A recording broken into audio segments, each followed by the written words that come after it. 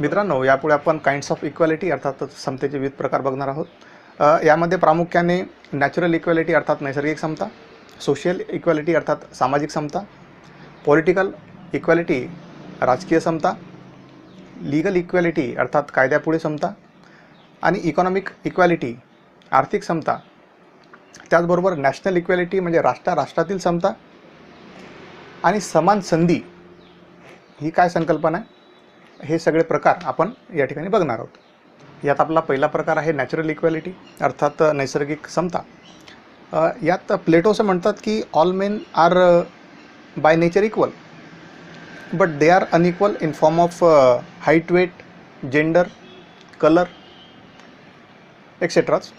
म्हणजे प्लेटो असं म्हणतात की निसर्गतः मनुष्य हा समान आहे, मात्र त्याचं वजन असेल, उंची असेल, त्याचा वर्ण असेल, त्याचं लिंग असेल, तो स्त्री आहे पुरुष आहे, यामध्ये मात्र भेद केलेला आहे, फरक केलेला आहे. या ठिकाणी कोल असं म्हणतात they are radically unlike in strength and physical power and mental ability and creative quality. म्हणजे कोलच्या म्हणण्यानुसार व्यक्ती ही मूलतःच विषम आहे. त्याची शारीरिक शक्ती असेल, त्याच्या क्षमता असतील, त्याची निर्मिती क्षमता असेल किंवा जी त्याची मानसिक किंवा बौद्धिक क्षमता असेल, यामध्ये मूलतः फरक असल्याचं कोल आपल्या लक्षात आणून देतात. मात्र हे असूनही निसर्गाच्या दृष्टीने मानव समान आहे, हीच नैसर्गिक समतेची भावना आहे किंवा धारणा आहे. मित्रांनो, यात दुसरा जो प्रकार आहे तो सोशल इक्वालिटी अर्थात सामाजिक समतेचा. प्रत्येक नागरिकाला आपल्या व्यक्तिमत्वाच्या विकासासाठी किंवा व्यक्तिमत्वाचा विकास घडवून आणण्यासाठी जी समान संधीची आवश्यकता असते ती सामाजिक समतेमध्ये अंतर्भूत असते. व्यक्तीचा सामाजिक दर्जा असेल, वर्ण, वंश, जाती, धर्म, लिंग, तो स्त्री आहे किंवा पुरुष आहे, भाषा, शिक्षण इत्यादींमुळे ज्या काही सार्वजनिक सेवा आहेत इत्यादींमध्ये त्याला संधी नाकारली जाणार नाही किंवा त्या व्यक्तींमध्ये भेदभाव केला जाणार नाही, हे मूल्य यामध्ये अभिप्रेत असतं. आपण असं बघतो की 19व्या शतकाच्या आधीपासून ज्या काही समाजात काही जो अभिजनवादी वर्ग होता, ज्याला विशेष अधिकार प्राप्त होते, किंवा त्यापूर्वी समाजात दास्ता होती, स्लेव्हरी होती, आणि काही social inequalities on the basis of race अर्थात वंशवादाच्या नावाने समाजात रूढ असलेल्या काही प्रथा, काही परंपरा होत्या, ज्या काही विषमतेच्या परंपरा होत्या, याच्या विरोधात सामाजिक समता मिळवण्यासाठी जोरदार मागणी झाल्याचे आपल्याला दिसून येते. 20व्या शतकातसुद्धा जाती, धर्म, वर्ण इत्यादी विरोधात सामाजिक समतेची मागणी प्रकर्षाने झाल्याचे आपल्याला दिसून येते. उदाहरणार्थ, वर्णभेद समाप्त करून रेशियल इक्वॅलिटी अर्थात वर्णसमता प्रस्थापित करण्यासाठी दक्षिण आफ्रिका आणि अमेरिकेतील जो काही संघर्ष झाला, हे आपल्याला कितीतरी उदाहरणादाखल आपल्याला देता येते. किंवा भारतीय समाजात सामाजिक समता दर्शवण्यासाठी आपण भारतीय राज्यघटनेत काही उपाययोजना केल्या आहेत, ज्या मूलभूत हक्कांमध्ये अनुच्छेद 14 ते 18 यामध्ये आपण दिलेल्या आहेत. याबद्दल आपण पुढे विस्ताराने पाहणार आहोत. या उपाययोजनांमधून देखील आपण सामाजिक समता साधण्याचा प्रयत्न केल्याचं दिसून येतं. मित्रांनो, पुढे समतेचा जो आहे राजकीय समता अर्थात पॉलिटिकल इक्वॅलिटी हा प्रकार आहे. यामध्ये आपल्याला असं म्हणता येईल की राजकीय समता ही 19व्या शतकात किंवा त्यानंतर वृद्धिंगत होत गेलेली अशी एक समतेची आणखी एक संकल्पना आहे. राजकीय समता यामध्ये राईट टू वोट असेल अर्थात मतदानाचा अधिकार, निवडणुकांमध्ये भाग घेण्याचा अधिकार, शासकीय सेवांमध्ये मिळालेले अधिकार असतील, त्याचप्रमाणे राजकीय मत व्यक्त करण्याचा अधिकार असेल, जाती, धर्म, वर्ण, वंश, लिंग, भाषा इत्यादीवरून कुठलाही भेदभाव केला जाणार नाही. त्यामुळे वयस्क मताधिकार अर्थातच ज्या लोकांचं वय 18 वर्षापेक्षा जास्त असेल अशांना मिळालेला मताधिकार, हा राजकीय समता पॉलिटिकल इक्वॅलिटी प्रस्थापित करण्यामधला महत्त्वाचा दुवा आहे. आणि लोकशाही मानणाऱ्या किंवा लोकशाही असणाऱ्या सर्व देशांमध्ये एक व्यक्ती एक मत आणि एका मताची सारखीच किंमत हे तत्त्व, हा सिद्धांत अनुसरल्याचं आपल्याला दिसून येतं. आपण असं म्हणू शकतो की मनुष्य हा तर्कशील प्राणी आहे, तो समजदार आहे आणि त्यामुळे त्याचं राजकीय मत बनवण्यास तो शारीरिकदृष्ट्या, मानसिकदृष्ट्या तो सक्षम आहे. यामध्ये शिक्षण असेल, संपत्ती असेल इत्यादी कुठल्याही गोष्टी ह्या गौण ठरतात असं आपण म्हणू शकतो. मित्रांनो, पुढचा प्रकार आहे लीगल इक्वॅलिटी अर्थात कायद्यापुढे समता. यामध्ये इक्वॅलिटी बिफोर लॉ अर्थात कायद्यापुढे सर्वजण समान आहेत ही धारणा अंतर्भूत आहे. 18व्या शतकामध्ये जी ॲरिस्टोक्रसीचं जे निरसन झालं किंवा जी रद्द करण्याची जी प्रथा सुरू झाली, त्यामध्ये जो उच्च अभिजात वर्ग होता त्याचे जे काही कायदेशीर विशेषाधिकार होते जे आपण आधी बघितलेले आहेत, त्या विशेषाधिकाराचं निर्मूलन करण्यासाठी जी परंपरा सुरू झाली आणि त्यानुसारच आपल्याला कायद्याच्या दृष्टीने सर्वजण समान लेखण्याची किंवा कायद्याच्या नजरेत सर्वजण समान असण्याची एक नवीन प्रक्रिया आपण आरंभिली असं आपल्याला म्हणता येईल. यामध्ये लीगल इक्वॅलिटी अर्थात कायद्याच्या पुढे समता असं दर्शवते की all are alike in the eyes of law and hence entitle to its equal protection. आणि म्हणून कायद्यासमोर सगळे समान आहेत आणि सर्वांना कायद्याचं समान संरक्षण आहे असं आपण म्हणू शकतो. आणि म्हणून कुठल्याही व्यक्तीचा सामाजिक दर्जा असेल, त्याचा कुठला जाती धर्म असेल, राजकीय मत असेल, तो कोणत्याही मोठ्या हुद्द्यावर असेल, कायद्यापुढे न्यायापुढे सर्वजण समान असतात. यामध्ये गरीब श्रीमंत हा भेद केला जात नाही, यामध्ये स्त्री पुरुष हा भेद केला जात नाही आणि इतरही कोणते भेद हे न्यायाच्या समोर किंवा कायद्याच्या समोर केले जात नाहीत. ही कायद्याच्या समतेची धारणा आहे, हे कायद्याच्या समतेचं मूल्य आहे, तत्त्व आहे असं आपण म्हणू शकतो. आपल्या भारतीय राज्यघटनेतसुद्धा अनुच्छेद 14मध्ये कायद्यापुढे समता अर्थातच आर्टिकल 14 इक्वॅलिटी बिफोर लॉ हे सांगितलेलं आहे. यामध्ये the state shall not deny to any person equality before the law or equal protection of the laws within the territory of India. म्हणजे भारताच्या भूभागामध्ये, भारताच्या प्रदेशामध्ये कोणत्याही व्यक्तीला कायद्याचं समान संरक्षण असेल, कायद्यापुढे सर्व व्यक्ती समान असतील असं या ठिकाणी आपण सांगितलेलं आहे. मात्र या ठिकाणी आपल्याला असंही एक गोष्ट लक्षात येईल की यामध्ये कायद्यापुढे सर्वजण समान जरी असले तरीही काही विशेष वर्गांना यामध्ये सवलती देण्यात आलेल्या आपल्याला दिसून येतं. याच्यामध्ये रिझनेबल क्लासिफिकेशन परमिटेड केल्याचं आपल्याला दिसून येतं. त्यासाठी कायद्यांद्वारे विशेष काही उपाययोजना केलेल्या आणि म्हणून कायद्याच्या दृष्टीने सुद्धा थोडाफार फरक केलेला आपल्याला दिसून येतो. हा फरक अर्थातच काही वर्गाच्या उत्थानासाठी, काही लोकांच्या हितासाठी केलेला आपल्याला दिसून येतो. अशा दृष्टीनेही समाजात समता प्रस्थापित करण्यासाठीचे प्रयत्न आपल्या राज्यघटनेतसुद्धा झाल्याचे आपल्याला दिसून येतात आणि यालाच आपण पॉझिटिव्ह डिस्क्रिमिनेशन असंही म्हणतो. आणि म्हणून मित्रांनो, या दृष्टीने J.R. लुकास यांचंसुद्धा लीगल इक्वॅलिटीच्या बाबतीत असं मत आहे की equality before law does not guarantee equal treatment by the law but equal access to the law and consider only of those factors let down by the law as relevant. या पुढचा प्रकार हा economic equality अर्थात आर्थिक समता आहे. समता या संकल्पनेतील आर्थिक समता ही अतिशय महत्त्वपूर्ण अशी संकल्पना आहे. राजकीय समता, कायदेशीर समता आणि सामाजिक समता ह्या आर्थिक समतेशिवाय अपूर्णच राहतात असं आपल्याला म्हणता येईल. प्रोफेसर लास्के असं म्हणतात की political equality is a never real unless it is accompanied by virtual economic reality. अर्थातच राजकीय समता तोपर्यंत खऱ्या अर्थाने येणार नाही, खऱ्या स्वरूपाने येणार नाही जोपर्यंत ती वास्तविकरित्या आर्थिक समतेसोबत जोडल्या जाणार नाही.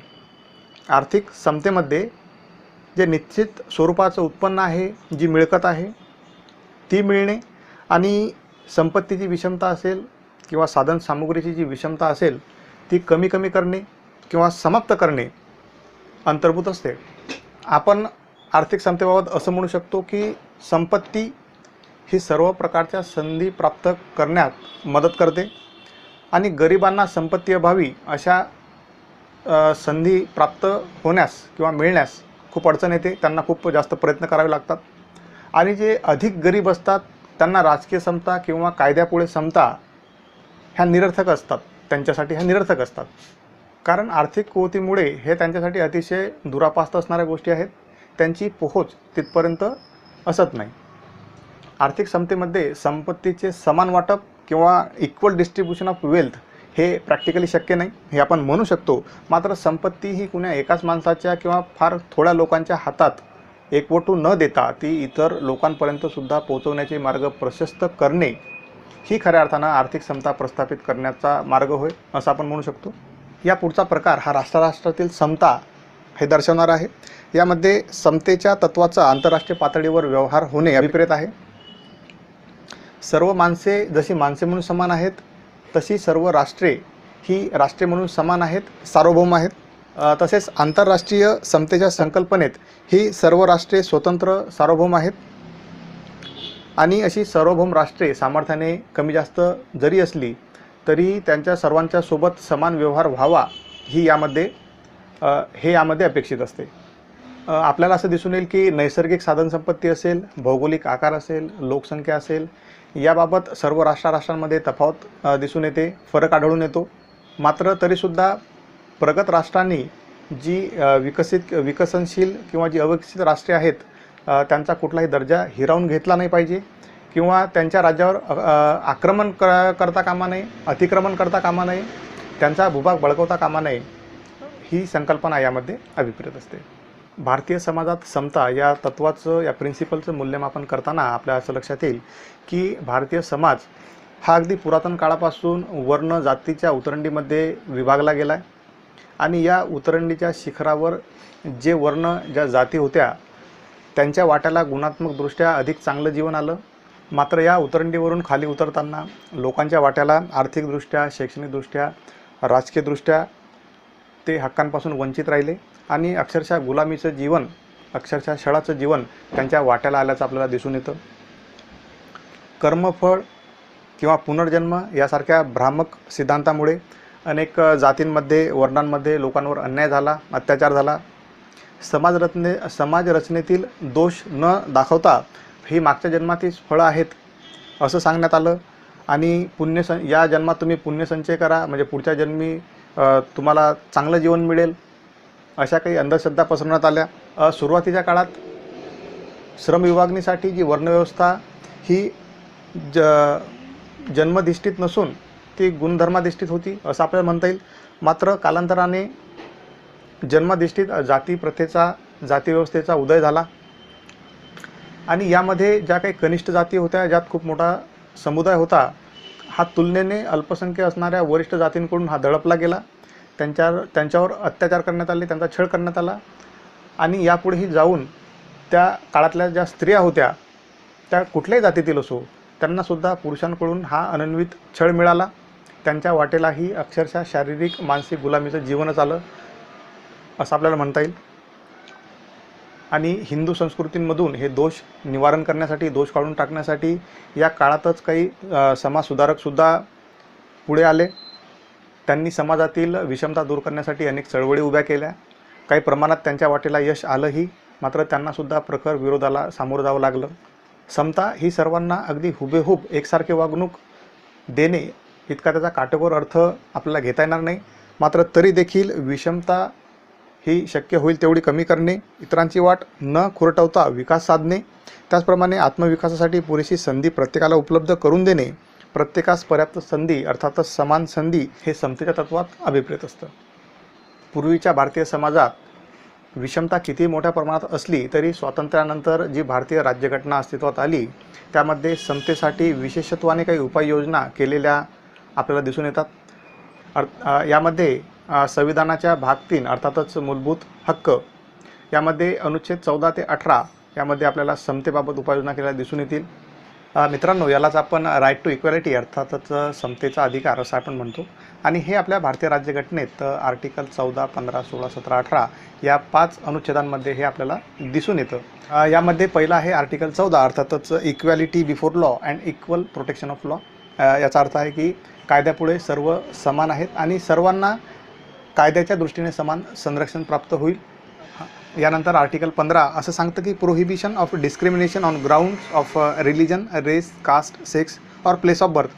अर्थातच कुठल्याही व्यक्तीला धर्म, वंश, जाती, लिंग किंवा त्याच्या जन्म ठिकाणावरून भेदभाव केला जाणार नाही. यानंतर आर्टिकल 16 असं सांगतं की equality of opportunity in matters of public employment.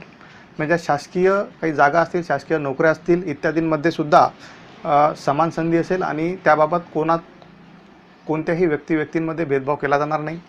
या पुढचं जे अनुच्छेद आहे 17 आर्टिकल 17 अबोल्युशन ऑफ अनटचॅबिलिटी. यामध्ये अस्पृश्यता बंदी केलेली आहे आणि अस्पृश्यतेचं कुणालाही पालन करता येणार नाही. अस्पृश्यता पालन हे कायद्याने हा गुन्हा ठरवलेला आहे. मित्रांनो, यात जी शेवटचं आर्टिकल आहे, आर्टिकल 18 अबोल्युशन ऑफ टायटल्स, अर्थातच ज्या उपाध्या राव बहादूर, दिवाण बहादूर ह्या उपाध्या आधी ज्या मिळत होत्या हे त्यांना बंदी करणारं आहे. मात्र ज्या काही नागरी उपाध्या असतील जसे की पद्मश्री, पद्मभूषण, पद्मविभूषण, भारतरत्न ह्या दिल्या जातात. त्याचप्रमाणे काही शैक्षणिक काही मानद उपाध्या असतील किंवा संरक्षण क्षेत्रातील ज्या काही उपाध्या असतील, शौर्यचक्र असेल, वीरचक्र, परमवीर चक्र इत्यादी देण्यासाठी परवानगी दिलेली आहे. मित्रांनो, ह्या आणि अशा अनेक इतर उपाययोजना ह्या भारतीय राज्यघटनेत घटना निर्मात्यांनी करून ठेवलेल्या आहेत, ज्या आपल्याला राज्याच्या नीतिनिर्देशक तत्वांमध्ये सुद्धा दिसतील किंवा आणखी इतरही ठिकाणी समता प्रस्थापित करण्यासाठीच्या उपाययोजना घटना निर्मात्यांनी दिलेल्या आहेत. आपली यापुढची जी कन्सेप्ट आहे ती समता स्वातंत्र्य यांचं जे संबंध आहे, अर्थातच इक्वॅलिटी अँड लिबर्टीचं जे रिलेशन आहे. मित्रांनो, समता आणि स्वातंत्र्य याचा संबंध बराचसा गुंतागुंतीचा आहे आणि या संबंधाबाबत काही विचारवंत अगदी दोन परस्पर विरोधी भूमिका घेताना दिसतात. काही विचारवंत असं मानतात की ह्या मुळातच परस्पर विरोधी गोष्टी आहेत आणि काही विचारवंत मात्र असं म्हणतात की ह्या परस्पर पूरक गोष्टी आहेत. आजवरच्या राजकीय चिंतनामध्ये समतेच्या आर्थिक पैलूंवर व स्वातंत्र्याच्या राजकीय पैलूंवर जास्त भर देण्याचं आपल्याला दिसून येतं. स्वातंत्र्याची संकल्पना ही प्राचीन काळापासून अस्तित्वात आहे, मात्र समता ही जी संकल्पना आहे किंवा हे जे समतेचं चिंतन आहे ते नंतरच्या काळात सुरू झाल्याचं आपल्याला दिसून येतं. प्राचीन ग्रीक विचारवंत एका ठिकाणी नागरिकाचं स्वातंत्र्य मानत होते, त्याचबरोबर ते गुलामीचं, दासप्रथेचं समर्थनसुद्धा करत होते. प्राचीन काळातील ग्रीक विचारवंत ॲरिस्टॉटल असतील, प्लेटो असतील यांनी गुलामांना, दासांना नैसर्गिक मानलं आणि दासप्रथा ही कायदेशीर आहे असं त्यांचं म्हणणं होतं आणि यातूनच त्यांनी विषमतेचं समर्थन केल्याचं दिसून येतं. आधुनिक काळातसुद्धा जॉन लॉक यांनी समतेचा समावेश हा माणसाच्या नैसर्गिक हक्कात केला नाही. एखाद्याला आपला जास्तीत जास्त उत्कर्ष साधता येणं हे स्वातंत्र्याच्या तत्वास अपेक्षित आहे, मात्र मोजक्या काहींचा उत्कर्ष हे ते आणि इतर अशी दरी वाढवणाराच ठरतो आणि त्यामुळे समाजात विषमता वाढते. काही उदारवाद्यांच्या मते कर्तृत्ववान माणसांवर काही निर्बंध घातले गेले तर त्यांचा विकास कुंठित होण्याची शक्यता अधिक असते.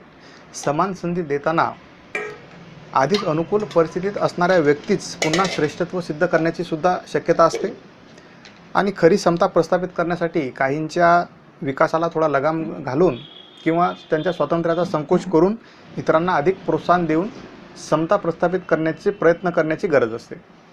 प्रोफेसर लास्की अशी भूमिका मांडतात की प्रचंड आर्थिक विषमतेमुळे खरे स्वातंत्र्य अनुभवता येऊ शकत नाही. प्रोफेसर बर्लिन यांच्या मते मानवाची समता गृहीत धरून अंमलात आणल्याशिवाय स्वातंत्र्यासारख्या मूल्याचे समर्थन होऊ शकत नाही. पुढे ते असं म्हणतात की सर्वजण समान आहेत अशी मानसिकता नसेल तर इतरांच्या स्वातंत्र्याचा आदर कुणीही करणार नाही. समतेच्या मूल्याचे मात्र वेगळे समर्थन करण्याची आवश्यकता नाही असे ते म्हणतात, कारण समता हे मूल्य स्वतःच अन्य मूल्यांचे व कृतीचे समर्थन आहे, अशी भूमिका बर्लिन यांनी मांडलेली आहे. मात्र स्वातंत्र्याचा संकोच न करता किंवा स्वातंत्र्यावर घाला न घालता समता साधावायची कशी, ही एक कठीण समस्या आहे. काही जण अशी भूमिका घेतात की आर्थिक, राजकीय, सामाजिक या सर्व क्षेत्रात व्यापक स्वातंत्र्य द्यावं, त्याचप्रमाणे सर्वांना स्पर्धेची समान संधी मिळेल, शिवाय समान योगदानास समान मोबदला याने सुद्धा समता प्रस्थापित होण्यात मदत होईल. मात्र या भूमिकेमुळे काही तात्विक समस्यासुद्धा निर्माण होतात, जशा आर्थिक क्षेत्रात अशा स्वातंत्र्यामुळे आणखी विषमताच वाढण्याची शक्यता असते. स्पर्धेची समान संधी अर्थात कमी अधिक खाजगी मालमत्ता असणाऱ्यांसाठी किंवा आर्थिकदृष्ट्या जे आधीच सुस्थितीत असतील अशा लोकांसाठीच यश मिळण्याची या स्पर्धेत जास्त शक्यता असते आणि ह्यातून कुठेतरी विषमतेला खतपाणी घातलं जातं असं आपण म्हणू शकतो. मित्रांनो, याच्या पुढची जी आपली कन्सेप्ट आहे ते इक्वॅलिटी अँड जस्टिस रिलेशन, अर्थातच समता आणि न्याय याचा सहसंबंध दाखवणारी आहे. राजकीय चिंतनात समतेचं मूल्य हे केवळ वास्तवाचं वर्णन करताना वापरलं जाणारं मूल्य असून काय आहे यापेक्षा काय असायला हवं याचा आदर्श रेखाटताना वापरली जाणारी संकल्पना आहे. अन्न, वस्त्र, निवारा ह्या सर्वांच्या मूलभूत त्या गरजा आहेत, पण याचा अर्थ सर्वांना एकाच प्रकारच्या अन्नाची गरज असते असं नाही. थंड प्रदेशातील लोक अधिक उबदार कपडे घालतात, त्याचप्रमाणे त्यांना अधिक उष्मांक असलेल्या अन्नाची गरज असते. तशी गरज उष्ण हवामानाच्या प्रदेशात राहणाऱ्या व्यक्तींची नसते. आजारी व्यक्तींची अन्नाबाबतची वेगळी गरज आहे. त्याचप्रमाणे लहान मुलं, वृद्ध माणसं यांचीसुद्धा वेगळी गरज आहे. अनेकदा सर्वांना सारखेच कायदे व मापदंड लागू करणे हे सुद्धा समतेसाठी आवश्यक असले तरी ते न्याय्य असतेच असं नाही. कधीकधी कायदाच समतेची पायमल्ली करणारा देखील असू शकतो. माणसामाणसातील निसर्गनिर्मित व मानवनिर्मित भेदांमुळे कोणीही नागरी समाजाचा घटक ह्या नात्याने मिळणाऱ्या आपल्या न्याय हक्कापासून वंचित राहता कामा नये. अशी परिस्थिती निर्माण होणे हे समता व न्याय ह्या मूल्यांच्या परिपोषणासाठी, समृद्धीसाठी आवश्यक ठरते. मित्रांनो, भारताच्या दृष्टीने सुद्धा समता व न्याय याबाबत जर बोलायचं झालं तर भारतीय राज्यघटनेसुद्धा अशा अनेक उपाययोजना केलेल्या आहेत ज्या विषमता निर्माण करणाऱ्या असू शकतात. मात्र भारतातील काही अल्पसंख्य असतील, वंचित घटक असतील, मागासवर्गीय असतील किंवा महिला असतील यांच्या उत्थानासाठी तशा उपाययोजना करणे जरुरीचे असते किंवा जरुरीचे आहे आणि या दृष्टीनेच त्या उपाययोजना केलेल्या आहेत. त्या संदर्भात भारतातील काही कायदेसुद्धा बनवल्याचं आपल्याला दिसून येतं. जसं SC/ST ॲक्ट असेल किंवा महिलांवर होणारे अत्याचार असतील याचं समूळ उच्चाटन करण्यासाठी अशा कायद्याची गरज आहे आणि म्हणून अशा त्या दृष्टीनेही असे कायदे तयार केले जातात. आणि या दृष्टीने सुद्धा आपल्याला सर्वांना समानतेची वागणूक देण्याचा प्रयत्न आणि समता व न्याय याचा सहसंबंध साधण्याचा प्रयत्न केलेला आपल्याला दिसून येतो. मित्रांनो, ही होती इक्वॅलिटी अर्थातच समता या संकल्पनेबाबतची चर्चा. भेटूया पुढच्या व्हिडिओमध्ये नवीन संकल्पनेसोबत. नमस्कार.